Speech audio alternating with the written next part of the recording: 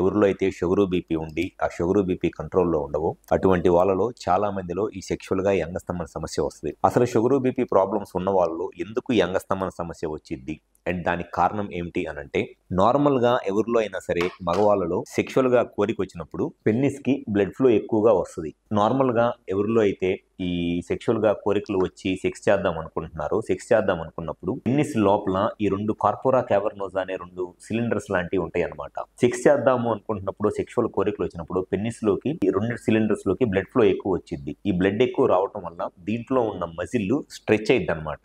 Muscle సాగిద్ది, elasticity వల్ల muscle సాగిద్ది. ఆ muscle stretch అవటం వల్ల పెన్నిస్ పెద్దగా అయింది, ప్లస్ స్ట్రాంగ్ అయింది. అది నార్మల్ ఎరెక్షన్. సో ఎవరిలో అయితే షుగరు బీపీ ఉండి ఆ షుగరు బీపీ కంట్రోల్లో ఉండదో అటువంటి వాళ్ళలో ఈ పెన్నిస్కి ఈ కార్పోరా క్యావర్నోసాలోకి వచ్చే బ్లడ్ ఫ్లోనే బాగా తగ్గిపోయింది. నార్మల్గా 40 సెంటీమీటర్స్ పర్ సెకండ్ వెలాసిటీతో రావాల్సిన బ్లడ్ 40 సెంటీమీటర్స్ పర్ సెకండ్ స్పీడ్తో రావాల్సిన blood just 15 centimetres 20 centimetres per second స్పీడ్తో వస్తుంది.